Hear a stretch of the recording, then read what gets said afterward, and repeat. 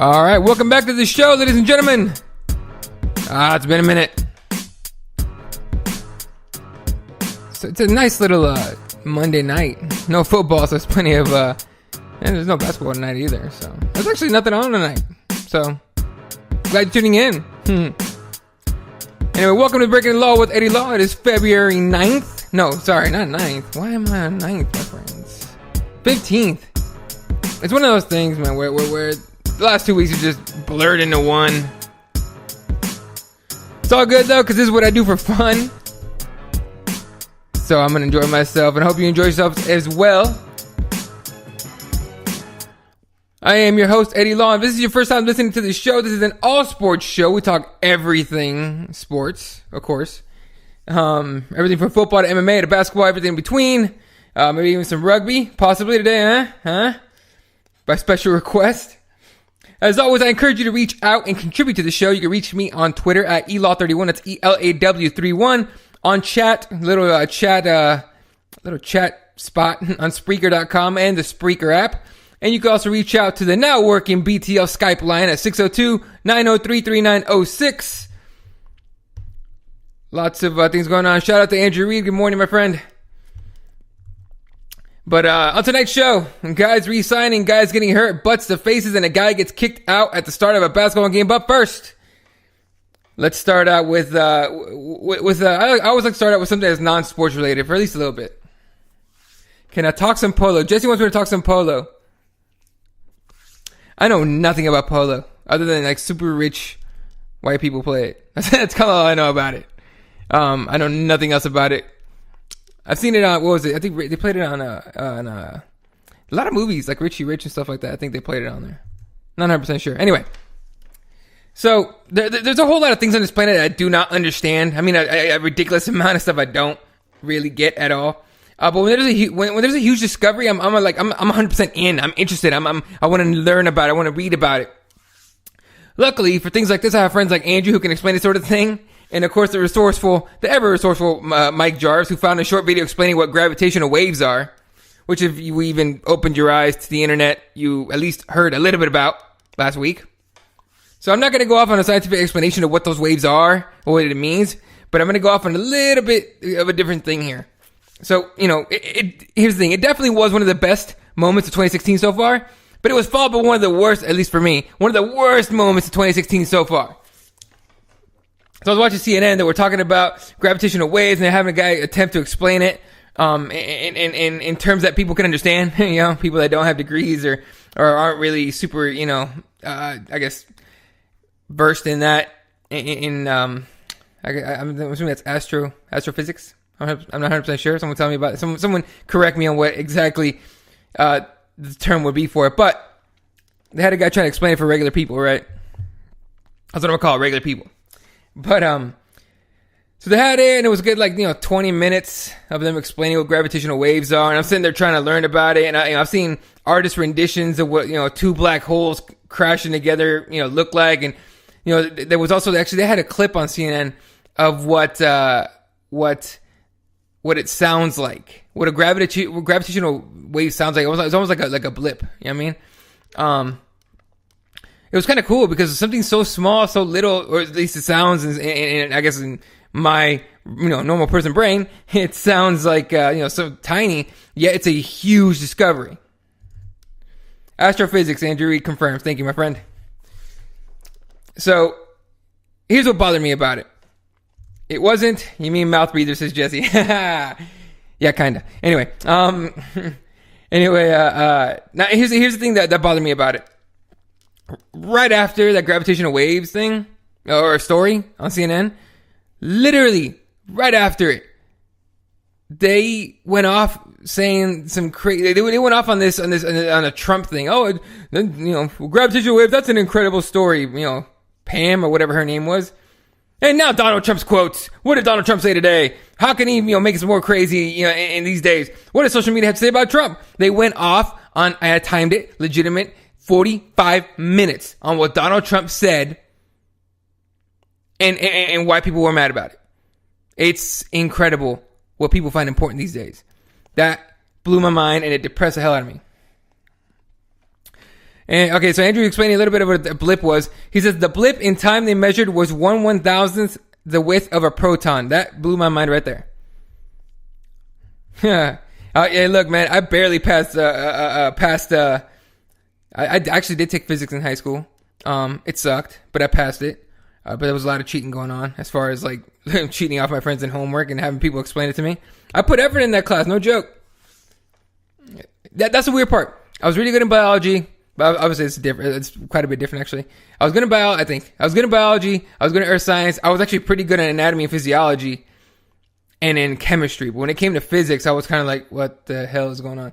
So, my understanding is very, I'm going to say elementary at best. But I actually did go off of reading about what gravitational waves are and everything, what it means. And I still don't understand it, but no joke. I'm actually, I still have quite a few things here saved. I have a bookmark. I always have this just giant list of bookmarks of stuff that I want to read, and there's at least 6 articles about just that I want to read about. So definitely, I'll try to get you guys a report next week. How's that? Or next show. Anyway, so it got me thinking. There's times where we witness some of the greatest things, some really good things, some of the greatest things, and they're almost, a lot of them are followed by just awful things. And to me, for some reason, it just depressed me very quickly. Or it just bummed me out real bad that it was like gravitational waves, yes, humanity, go team, go science, and all that stuff. And then Trump. And I was like, come on, man. You can't follow with Trump. Why, man? Come on. You can't follow that story with Trump. You can't follow one of the greatest discoveries of mankind and follow one of the biggest morons to ever walk this planet. It's not possible. And then CNN did it. And I believe that pretty much everyone else did it. They didn't, They basically spent 3-4 times the amount of time they spent on gravitational waves. They spent that on Trump. It was incredible. Andrew Reid still thinking it's going to be President Trump. Please, no. All right. Hey, I registered to vote a week and a half ago. So I'm waiting for my ballot, my friends.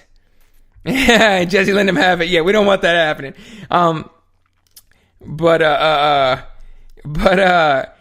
Yeah, man, I registered to vote. I'm not playing. Everyone, you know how they did a few years ago, actually quite a few years ago, they did that rock the vote and vote or die and stuff like that. We should be doing that right now. Like, everyone should be panicking right now because Ted Cruz or Donald Trump could be president. And that's a scary proposition in itself.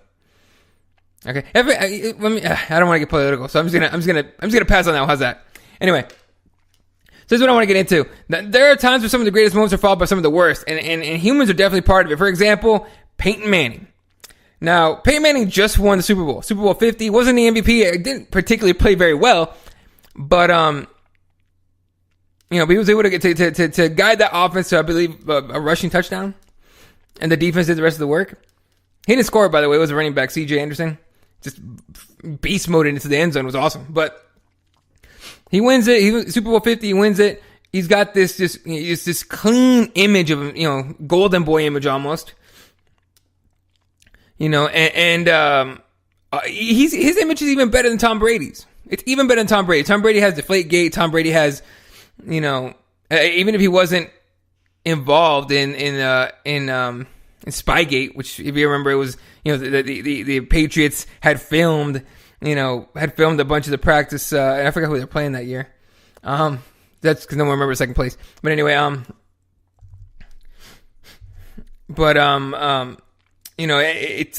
he was still, kind of attached to it. So Peyton Manning has this crispy, clean image. Keep in mind, this is after an entire season of people just trying to throw mud on Cam Newton. Now, Cam Newton, quarterback for the Panthers, losing quarterback for the Super Bowl. He's very outgoing. Celebrates when he wins. Celebrates when he does touchdowns. Dances, dabs, does everything. Talks, cocky. He even went out and said, look, if you don't want me to dance, stop me from getting in the end zone. And, sorry, I can see the chat right here. And my boy Jesse's got a bit of a back issue that he's been coming back from. And Andrew let him have it. He wasn't even soft about it. He goes, you sound like Kane. And Jesse, of course, being a good sport, says, nope, you mean like Verdum. Now he just has to say his foot hurts and he's got to pull out of whatever he's got to do. Anyway. Hope you're doing well, Jesse. Really, I hope you find a way to get that pain taken care of at least and make it manageable. Anyway, so So now you have this scandal, I guess. And it's weird because it's not new. It's not news at all. For anyone that knows, that's read up on Peyton Manning and knows, follows his career at all, there's always been this weird little blip in his early career back in Tennessee when he was playing for the Volunteers. Now, that's college football for those that don't understand football very much. So it turns out there was allegations and all that stuff. Now, Peyton Manning was never charged with a crime, I don't believe. There was a lot of settlements between the university and the person that was wronged. But the story is that Peyton Manning basically, for lack of a better term, teabagged the girl in a locker room. Now, this was I believe it was a medical assistant of sorts, the first female a trainer. She was checking one of his feet for fractures. And somehow he ended up teabagging her and tried to play it off as he was mooning one of his teammates. Now, that teammate that they named has already come out and said, yeah, that's not true. He wasn't trying to moon me. So, this came out years ago, and, the university settled with the young lady, and as did Peyton Manning, and they settled again because Peyton Manning did something really, really dumb and put that whole thing in his, I think he had a book, I want to say, I forgot what year exactly, but he had a book, and he put it in there. Like an idiot. That was a dumb move. And she sued again. And he's had to settle with her again. Now, a lot of people are saying, it's, if you have to settle twice with her and everything, I'm pretty sure he did it and he feels, bad, whatever. He should have to pay for it and all this stuff. First of all, it was settled. So legally, that should be it, I believe. Right? Well, now it comes out again. This time it comes out. It was a piece written by Sean King. He writes for the New York Daily News. Now, he's not technically a sports writer. He is an activist. He's part of that Black Lives Matter movement. Now, here's a problem with this whole thing. Now, it's not really. Look, it's a problem. It's more of a criticism than an actual problem. Sean King, he's into this Black Lives Matter movement big time. A lot of things that he writes are criticizing government, criticizing all this stuff. Now, before the piece came out, he had been on Twitter, and I follow him on Twitter, or followed him on Twitter. I don't anymore, because the dude gets a little too crazy. When people get a little too crazy on Twitter, I'm like, I don't know about you. Like, you need to relax. So here's the thing with, he writes this piece, because there's a new lawsuit, I believe, with the University of Tennessee, and they bring up the Peyton Manning thing. And he has to bring it up.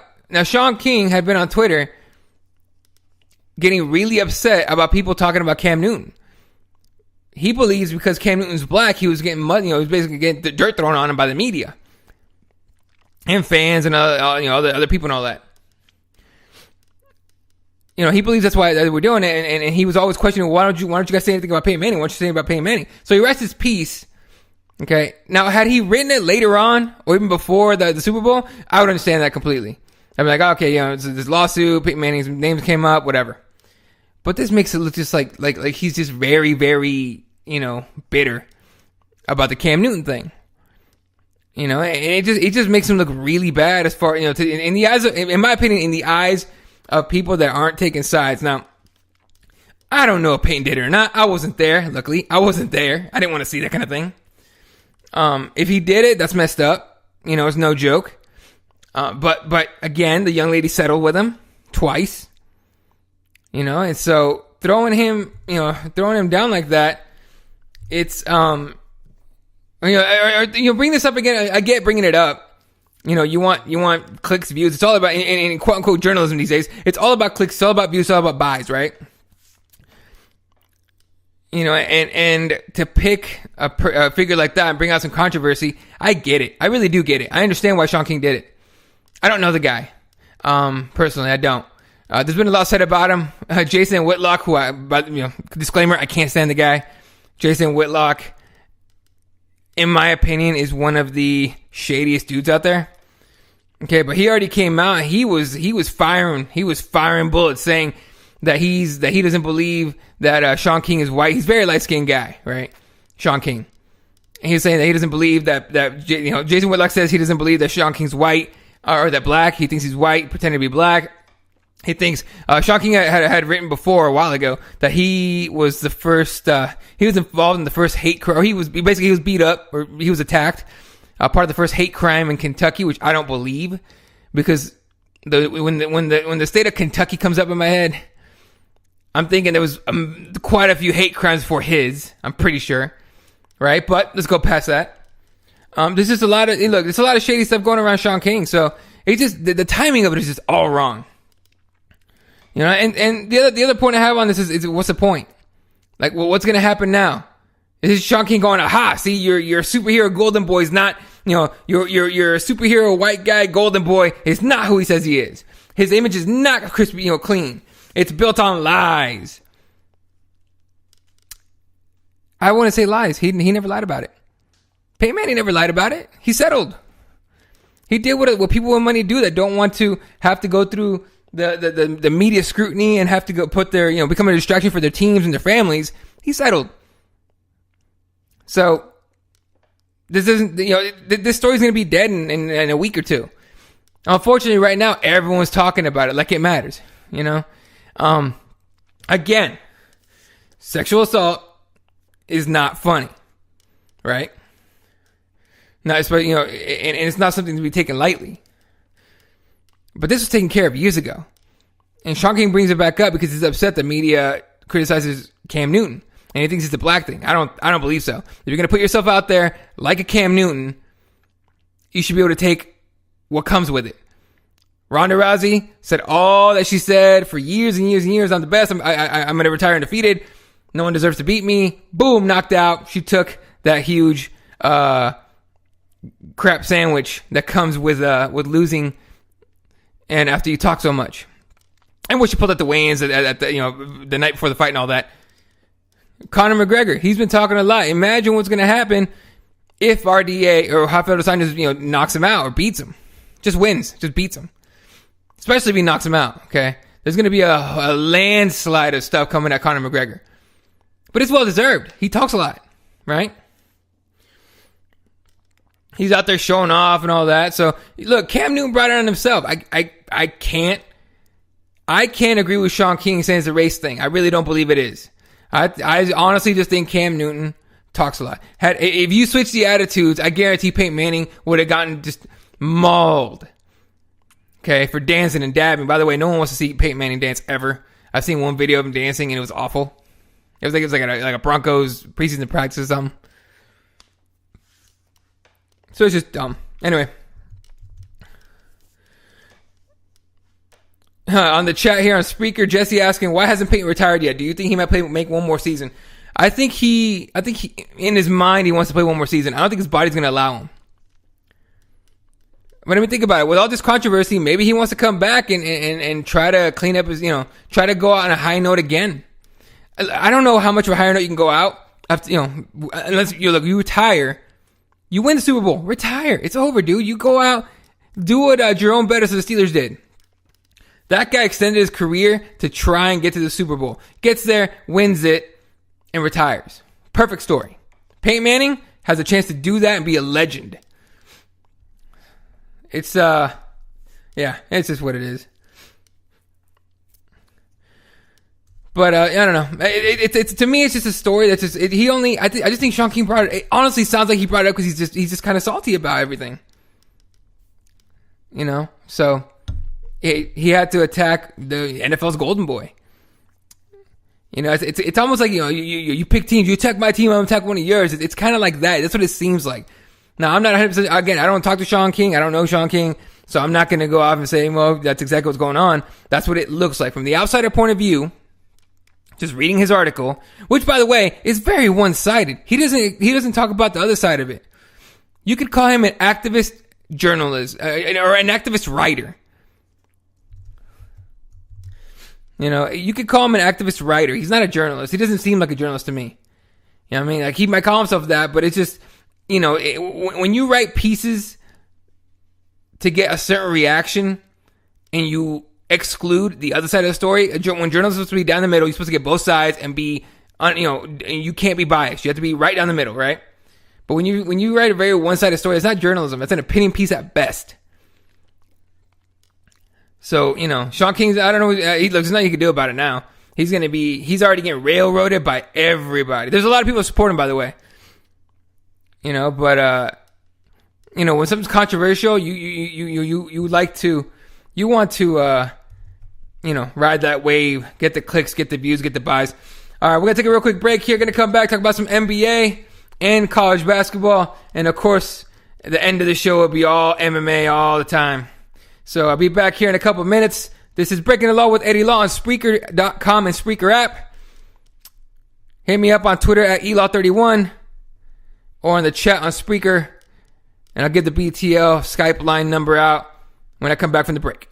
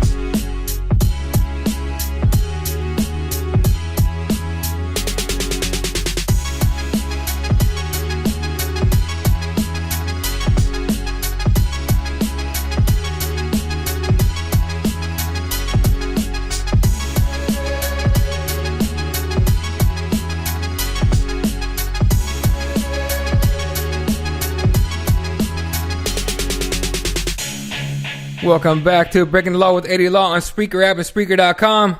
Hit me up on Twitter at Elaw31, on the chat on Spreaker, as well as on the BTL Skype line 602-903-3906. Hope I'm giving out the right number. Should be. Anyway, real quick, I was looking at my Facebook for a second here, and everyone's posting the Ronda Rousey swimsuit cover, right? And well, look, they were announcing the cover, and they had Ronda Rousey, Ashley Graham, and I forget the blonde young lady's name, but they were saying, oh, okay, one of you's going to be in the cover, and then they announced for the first time ever 3 different covers, and it's like, all right, cool, all 3 of them get on there. Now, the blonde chick is your usual Sports Illustrated swimsuit model, right? Ronda Rousey's Ronda Rousey. The Ashley, I think her name is Ashley Graham, right? Yeah. Ashley Graham is a plus size model. And that's where the internet lost their minds. Jesse asking, did I have a problem with Manning giving props to Budweiser after Super Bowl? No, I think for him it was kind of like the whole, you won the Super Bowl, where are you going now? I'm going to Disney World or whatever, that's kind of what it was. I just thought it was funny. I mean, he did kiss Papa John or something like that after that, the Papa John's guy after the game. So, hey, look, man, if you're gonna sell yourself for products and a brand and all that, you got to go through with your contract. I'm assuming that was in there. Anyway, so the internet didn't freak out. The internet did not freak out when Ronda Rousey, got one of the covers. They didn't freak out when the blonde chick got the covers. They freaked out when the plus size model got the cover, and it was weird to me. I found it really weird. I'm like, when I saw it, I was like, all right, cool. That's nice. That's nice. Cool. All right, moving on. Didn't care. But some people have just lost their minds about it. There's one side that goes, oh, you're just gonna promote unhealthy lifestyle and being obese and all that. First of all, this girl's not really obese. She's a little bigger, but she's not obese. At least I don't think. I haven't seen her BMI or anything, so I don't know. I don't know if she's considered obese. But they were talking about, oh, she's a bad example for kids. Now kids are going to want to be fat and think they can still make the Sports Illustrated cover. Other people were like, oh, it's good. Yay, it's good. Now, what bothered me, the only comments that bothered me are the two comments of one, they're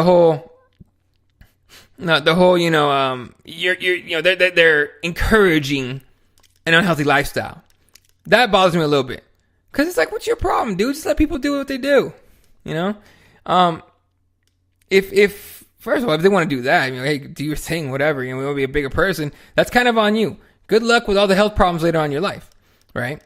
But the one that bothered me a little more is the one that goes, finally, they have a real woman on there. They have a real woman on there.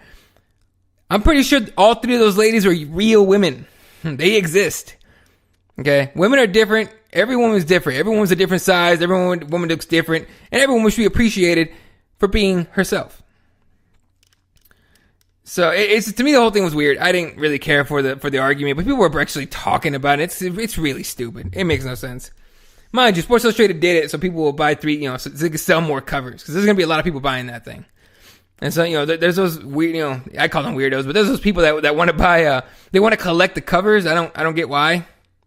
You're not getting much for it later on unless it's like, I don't know, maybe mint condition. I don't know, maybe signed by the person.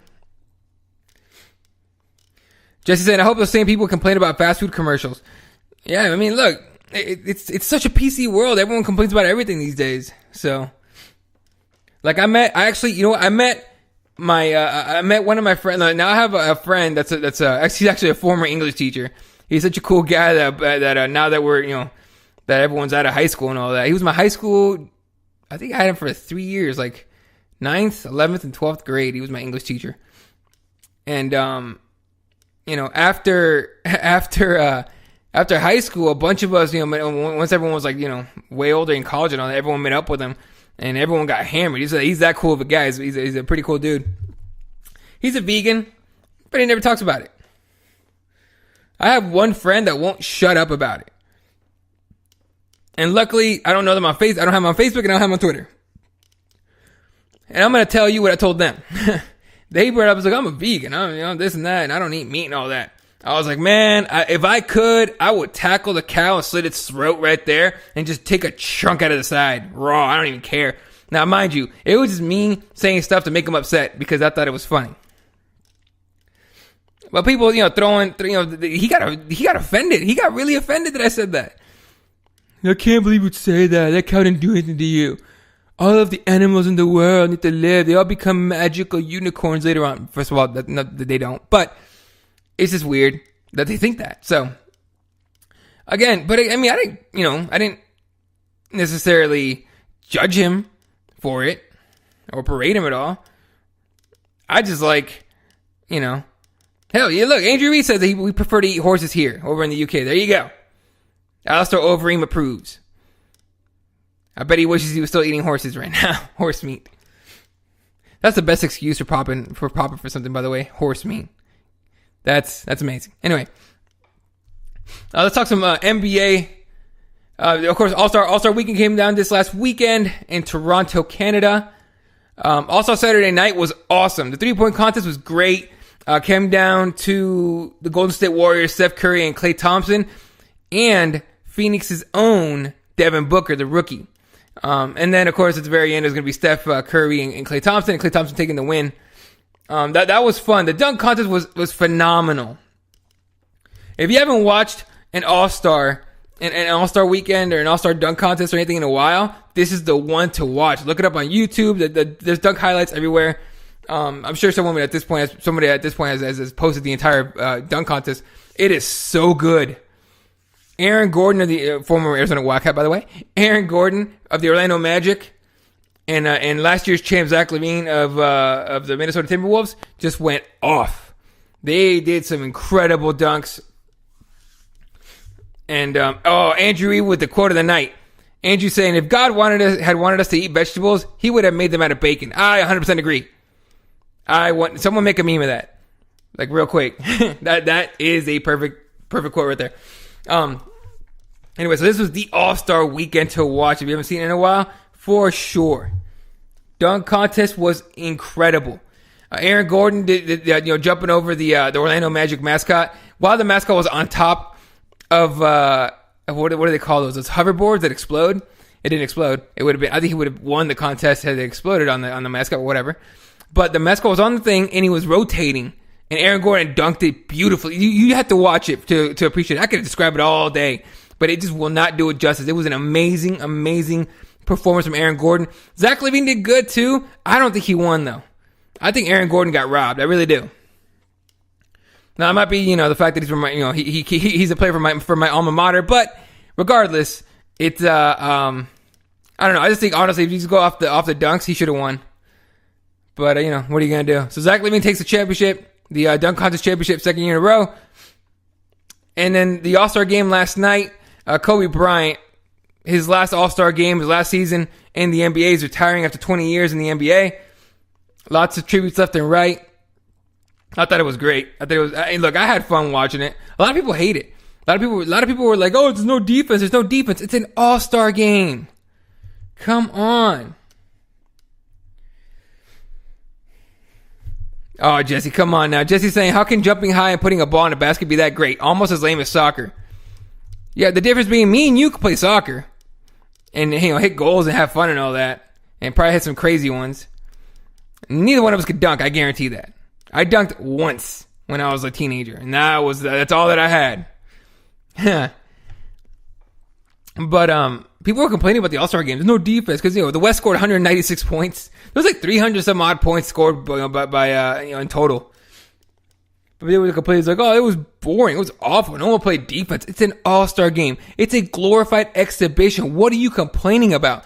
Local and national sports stock people and writers were complaining. They were complaining. I'm like, you say you got you, and I was tweeting back and forth with quite a few of them, and they were getting upset at me for saying you said this last year. And actually, I wasted my time, went back, and found their tweet and sent it back to them. Sorry, Andy, I didn't mean soccer. I meant football. not the lemon one, the regular soccer, old school, before they started calling American football. So, old school football. Anyway. But, the complaining and just the complaining was irritating. I didn't enjoy it at all. I had a lot of fun watching it. Why? Because I could have it in the background while I was doing other stuff, and I would catch a dunk, an alley-oop, a sick play. It was cool. No one's playing. No, you know why no one's playing defense in the All-Star game? Because one, it's for fun for the fans, and two, no one's trying to get hurt. You play defense. If you play hard defense, there's a good chance someone gets hurt. If you stand in front of the basket, look, a lot of these guys dunked. There was a whole lot of dunks last night. Had somebody try to take a charge on them, somebody could have gotten hurt. And nobody wants to get hurt for an exhibition game. That's for fun, basically, for the fans. So, sports talk people, sports writers, relax. Just relax. I understand you need to have something to be outraged about, and there's nothing happened this weekend or this last week. By the way, I actually saw a tweet during the break that said, just real quick, switching gears real quick, but staying on the sports writer thing. Apparently, someone tweeted out that their source at ESPN, one anchor from ESPN, told this guy that ESPN had instructed everyone at ESPN to not bring up the Peyton Manning thing. That got retweeted like crazy, by the way. But I listened to Mike and Mike this morning on ESPN Radio, and they were talking about it. And they were talking about pretty good details. So I'm assuming that memo was scrapped. They're like, nope, talk about it. We've been had. We've been failed. They found out. They found out. They found out we want to keep it clean. No, talk about it. So, if you really think journalism and all that, and ESPN, everyone's down the middle, and honest and all that, think again. All right, so is everyone okay? Not everyone, but as most people know, we February 18th is the NBA trade deadline. It's the last day. I think 3 p.m. Eastern time is in fact the cutoff to make a trade in the NBA. You can trade players, picks, you can trade money, you can even trade coaches if you really want to. For some reason, that's a little more expensive. But there's a few trades that I want to talk about just real quickly. The one that's really weird to me is the Dwight Howard for Hassan Whiteside. It's Dwight Howard plays the Rockets, Hassan Whiteside plays in Miami. Now it's being discussed, but it doesn't make sense because there would have to be a ridiculous amount of players sent to the Rockets to make the salaries work. Of course, there's salary cap and all that. But it's just a weird thing because look, Hassan Whiteside's playing pretty well. Now, why would they trade him for Dwight Howard? Because Hassan Whiteside's going to be a free agent and he's going to be, people are going to send him some ridiculous offers. More than likely, he doesn't stay in Miami. Miami's not going to be able to pay him what he wants. Dwight Howard, meanwhile, has a ridiculous contract this year that he's going to opt out of. So they might just be giving up a center that's playing well for a center that's playing awful and might leave anyway. So to me, that's an awful deal. Don't do that. Miami needs to just keep the young guy, pay him, try to work something out with him, pay him, and keep him improving. Because Hassan Whiteside's actually pretty good. If he could just fix his attitude and stop fighting people, it'd be great. Also, the Los Angeles Clippers are supposedly trying to trade Blake Griffin. They're actually trying to get rid of him. I guess punching an equipment manager did it. So that's kind of weird. You know what? The trade that I want to happen, just because I want to see what happens with it, I want a 3-team trade between the Clippers, the Knicks, and the Cavaliers. I say Kevin Love to the Clippers, Blake Griffin to the Knicks, Carmelo Anthony to the Clippers. Of course, Melo shot that down real fast at the All-Star weekend, saying that he's not leaving New York. He does have the power in his contract to veto any trade involving him. So he said he's not going anywhere. And I don't blame him. I wouldn't want to go to Cleveland, even if it meant playing with LeBron and having a really good shot at a title. I wouldn't. Nah. Cleveland. It's Cleveland. If I was old, I would get it. But my Melo could still play these couple more years. Mind you, Melo's not going to win a title in New York. Unless he gets a ridiculous amount of help, in my opinion. And a good coach, which they don't have now because they fired Derek Fisher and Kurt Rambis is the head coach. So, good luck there, Melo.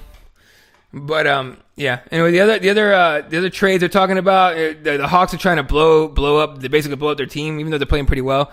They're trying to trade Al Horford. They're trying to trade Jeff Teague. Apparently the Magic might be trying to trade Tobias Harris. Who knows? Apparently Greg Monroe is available as well, which is weird. There's a lot of trades that don't make sense, and most of the time it's just talk. People just talking, trying to get other teams to make dumb moves, right? It's like poker. You make a face, you make a move, and you do what you got to do. Anyway, the last story I want to talk about real quick for basketball is NCAA men's basketball. John Calipari, Kentucky's coach, was ejected 146 seconds into the game. I think it was like a couple days ago, or last Saturday, I believe. He got hit with a technical, and then got hit with a real quick second technical. It was when one of his players was charged with an offensive foul, was charging after a player from the other team basically, bowled over his players underneath, and that should have been which I yelled at TV because I was watching part of the game. I watched the first 15 minutes of that game, which basically the first half. And yeah, that first play of the game was a charge for sure. And it's just like, yo, you're not gonna call that fine. When they called it on Kentucky, he lost his mind.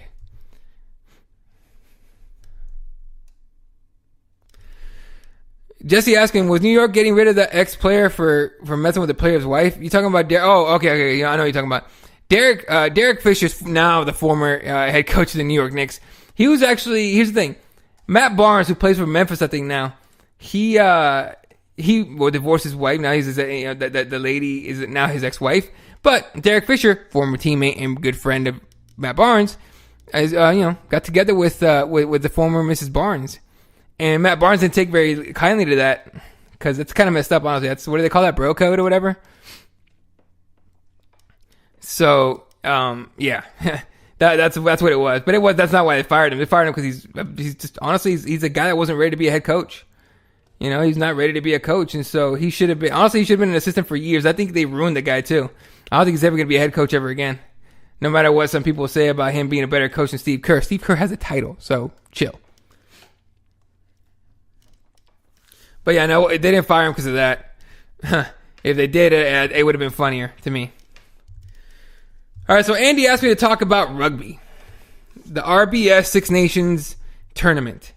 Now, I know next to nothing about rugby, so I learned a little bit about it. It's the tournament is points, right? You get 2 points for winning, 1 for tying, for draw, basically. And so I was looking on here. There's been, I think, 2 rounds have gone by so far. France over Italy, England over Scotland, and then Ireland and Wales tied in the first round. In round 2, France over Ireland by 1 point, Wales over Scotland by 4, and then England just dominates Italy. Look, man, I played soccer, aka football, Andy, with Italians when I spent a couple months over there for kind of like a not an exchange program, but whatever. I took classes over there with the U of A. Played soccer with Italians. They're not big guys. They're not really big guys. Met some English people there. They're pretty big. They could be. Some of those guys are pretty big. So I'm not surprised. I wonder if Italy's just that bad. Because they didn't lose too badly to France in the first round, but they just got whopped, destroyed by England. So we're at round 3, and that goes down. Let's see, first game is the 26th. We got Wales versus France, and the 27th has Italy and versus Scotland, and England versus Ireland. So if I'm correct, and again I'm learning this just as I'm explaining it to you guys. If I'm correct, England should be leading right now, or no, it should be tied for the lead because they have 2 wins, and France has 2 wins. So, by my calculations, England and France should each have 4 points. Wales should have 3. Ireland should have 1, and Scotland and Italy haven't won anything, so they should have 0 each. Now the cool thing about rugby, at least this tournament, as far as I know, they have different things you can get. You can win Triple Crown, which is not like the horse thing at all. And Andrew throwing some schooling on here saying Six Nations is the second largest rugby tournament in the world behind the World Cup. And it looks like the points system works kind of like the World Cup. Kind of. So, I see, maybe the World Cup works by goals, if I'm not mistaken. I'm not 100% sure. Anyway. So, yeah. I mean, look, it looks interesting. Definitely something to check out. I'm going to have to start watching more than likely online. I haven't seen anything as far as them having it on American television anywhere. But I'm definitely going to start following it here and learning more about it. Honestly, rugby looks fun.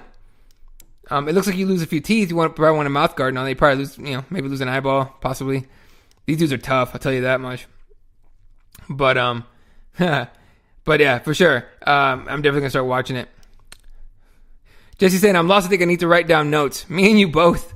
All right, I'm actually, I legitimate, no joke. I have a couple YouTube videos up that explain rugby, and I have a couple websites up that explain the rules and how it works. So I'm going to be learning a lot. Andrew saying, I advise all Americans to get into it. It's brutal. You know what? If rugby would get big here, you could have it be, like a close second or third behind American football and basketball, I think, as far as popularity goes, once it got big. Because for some reason, people in this country like to see violence and collisions and all that stuff. And if it's guys with no padding or gear whatsoever, a helmet, it'd be something to watch. All right, gonna take a real quick break here. Gonna come back and finish off the show with, of course, some MMA talk, and of course, Eddie's take to finish off tonight. So this is Breaking Law with Eddie Law. Follow me on Twitter, or actually, hit me up on Twitter at elaw31. On the chat on Spreaker app at Spreaker.com, and the phone line is at 602-903-3906. Be back after the short break. Shout out to the Passion Hi-Fi. Follow him or find him on SoundCloud.com. He puts out some free beats. Appreciate the work.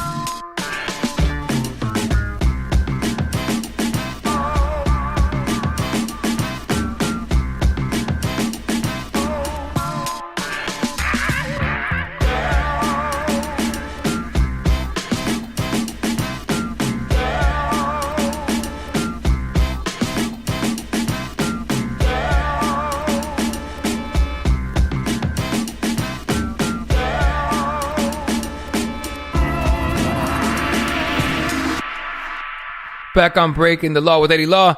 Spreaker app, Spreaker.com. Reach out at Elaw31 on Twitter, on the chat on Spreaker app at Spreaker.com, and also on the BTL Skype line 602-903-3906. Real quick, got some, I guess, breaking news. Not sports related at all. But I don't know anything about this person, but apparently it's a huge thing because everyone's freaking out about it. But there's a group called Vanity 6, and their lead singer died today. Vanity, who's the lead singer of the 80s girl group, Vanity 6, has died after years of battling kidney failure and more recently an abdominal illness. Her real name, Denise Katrina Matthews, she passed away in Fremont, California today. Apparently she battled crack addiction in the 90s, and after a 94 OD, her kidneys were shot. She had to undergo nearly daily dialysis treatments. Jeez. Crack kills. Say no to those drugs. The drugs that kill you, say no. Drugs that make you happy and make you see the world in a better way. Yeah. But crack kills. Don't do that stuff. So, rest in peace. She was 57 years old. They call her Prince Protege. So, I don't know much about her or about that group. I'm sure I heard a song or two of theirs. But, rest in peace, Denise Matthews, a.k.a. Vanity. I was about to make a really bad joke right there, but I'll save it for the next show. Hopefully I remember. But the only reason I saw it is because Dana White tweeted out rest in peace and put it on Instagram and all sorts of stuff, and he's like really sad and all that. So that sucks, but well, we move on. Anyway, let's get into the MMA here real quick. Jesse asking me if I'm going out to Vegas in March. If I remember correctly, the day is March 13th or 16th or something like that. And if it is anywhere between the 13th and the 19th, I can't go anywhere. I'm stuck here. So, Jesse, come on now. Just look her up on Facebook. You'll find her on Google. You'll see. Anyway, she don't look black to me. I'll tell you that much. Jesse asked, is it racist to assume that she was black? I'm looking at pictures. I don't know. Like I said, I don't know anything about her, but she looks pretty white to me. Or maybe she was black. Dude, that's a good question. I can't tell. Hold up. Now I need to find out because I feel bad if I get it wrong. I think she. Yeah, I think she was black. Okay, yeah, looks like she was black. All right. That's trippy when I can't tell. Oh, Jesse, come on. Anyway, my nephew's here. I'm about to finish the show real quick. Anyway, so we talk some MMA here. So a couple of re-signings here with the UFC. Big, pretty decent sized signings here. Aljamain Sterling re-signs with the UFC, as does Alistair Overeem. Now, what this means is the heavyweights are now, look, for sure they give him some kind of clause that says, one more win and he'll get, a title shot, or possibly one more thing with Aljamain Sterling, definitely 135 has a shot for sure. So it's one of those things where sorry, I'm doing 3 different things here. March 4th says, that's March. Oh, no. Okay, now I know what you're talking about, Jesse. So Jesse's talking about March 4th because March 5th, UFC 196. No, I'm staying the hell away from Vegas because that's going to be an insane party that I don't want to be at.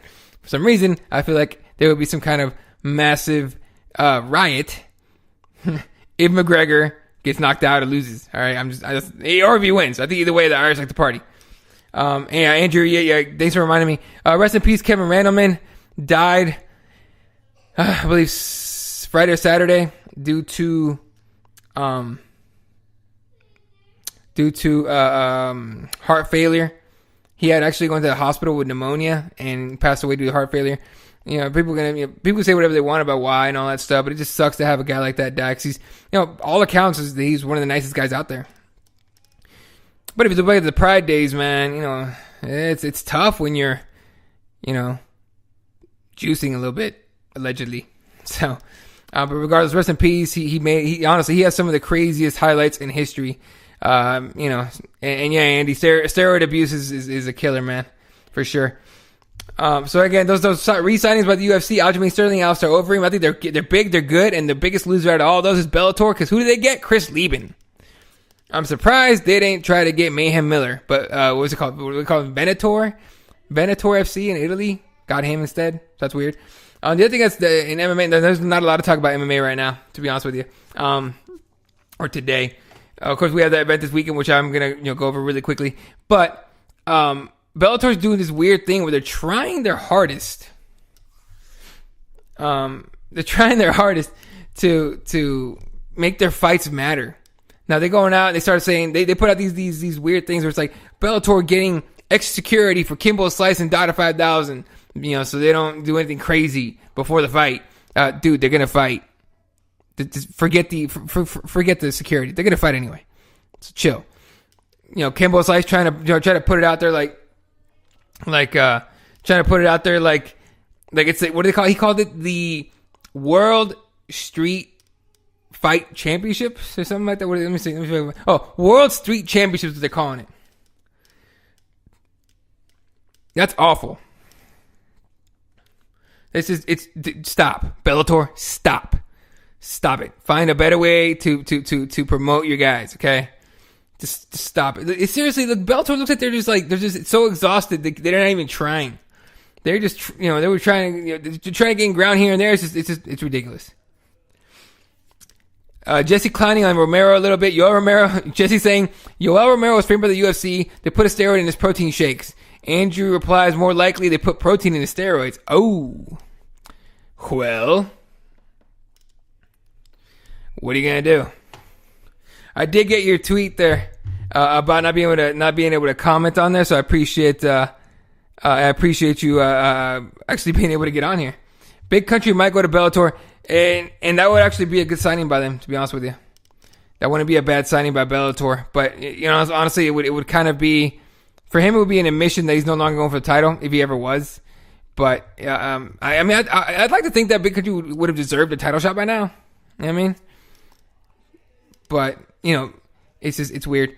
And so, yeah, the Bellator thing is just weirding me out. It just sounds like a circus. It really does. And so, with that being said, let's go over a couple things here. A couple fights have been canceled for this weekend. Not canceled, but they're in danger of being canceled. Specifically, Sarah Moras is out of her fight against Lauren Murphy. I believe they're looking for a replacement. They haven't found one yet, but they are looking for a replacement. And the other fight, bigger fight, much more important in my opinion, and much more entertaining. John Lineker is out against Cody Garbrandt. Turns out that Mr. Lineker has dengue fever.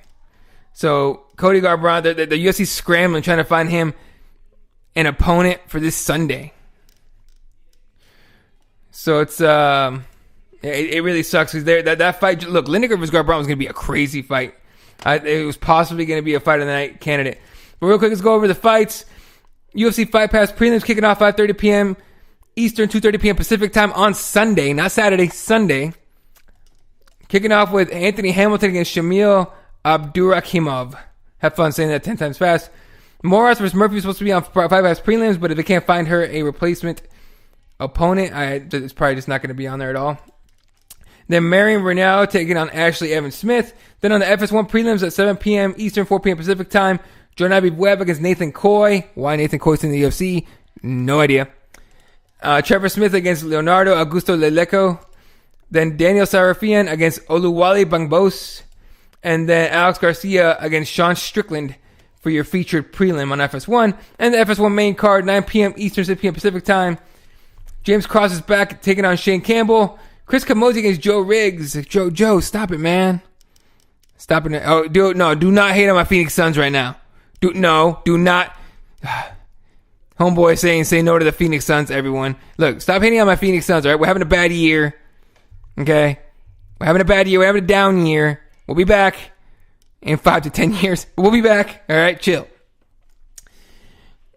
This dude's trying to slander my team, man. What the hell? Anyway.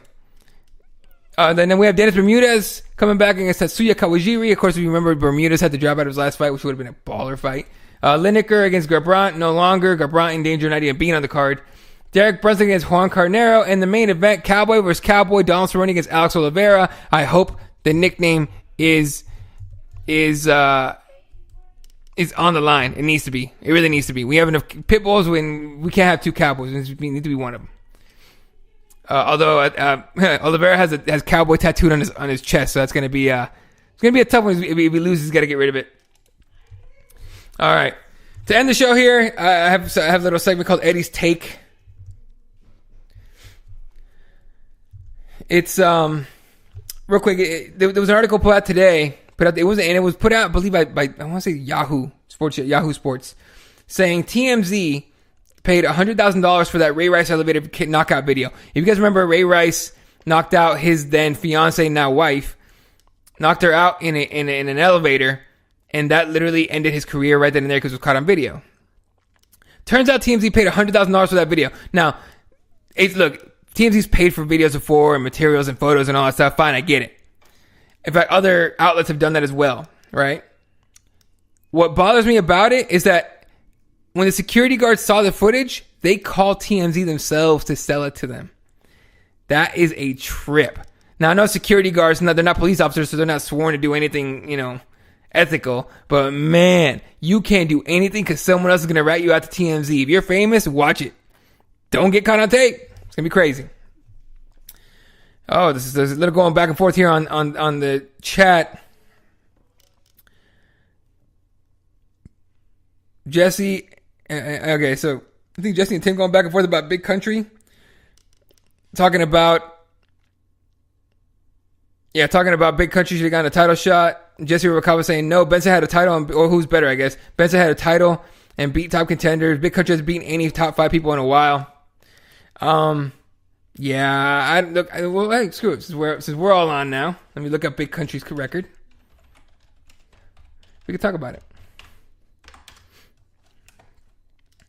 Roy Big Country Nelson. So, last fight, that decision over Jared Roshaw, which was more like a track meet, but he dropped 3 in a row to Barnett, Overeem, and Hunt. Before that, a knockout of Bigfoot, then 2 losses in a row, Daniel Cormier and Stipe Miocic. So he, in those 7 fights, he went 2-5, which is not title shot worthy. But before that, 3 in a row, Czech Congo, Matt Mitrione, and Dave Herman. Now we're talking 2013. The 2013 heavyweights. I think right then, with those 3 wins, he probably could have at least been called a contender. And if I remember correctly, he really wasn't. And we're talking about 2013. We're not talking now. We're not talking in the last couple of years. We're talking 2013. He lost to Verdun by decision before that. Win over Crow Cop. There you go. By TKO. 2 in a row losses. Frank Mir, JDS. 2 in a row wins. Stephen Struve, Brendan Schaub. So it's just, I mean, if you look at that, he's been inconsistent, but he's had some big wins. But the weird part, now what I think Tim's talking about here, it's one of those things where the heavyweight division is one of those divisions where anybody can get a title shot at this point. You know what I mean? Anybody can get thrown in there. Especially in the last couple of years here. So yeah, to me it's weird that Roy Nelson hasn't gotten a title shot ever.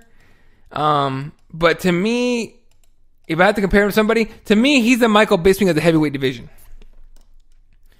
So will Roy Nelson leave the Bellator? I don't think he will. I don't think Bellator could pay him anywhere near what the UFC would pay him even now. They might. Who knows? They might. That would be a big signing for Bellator. It'd be better than Chris Levin, I'll tell you that much. But yeah, I don't know what's gonna happen.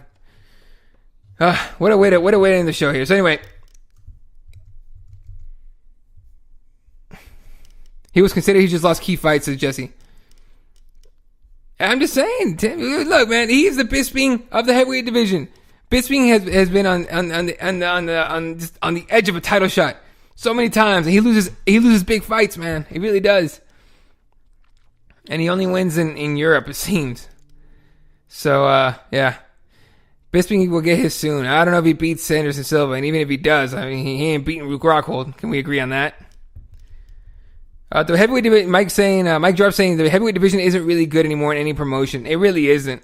A lot of guys rather be lighter. They cut weight to have a size advantage and all that. So it's a bit of a trip here. But that's that's MMA for you. That's heavyweights in MMA. In boxing, it's a little different, but in very tiny bit different. Not very much. And heavyweight boxing is no longer that exciting. But what are you gonna do?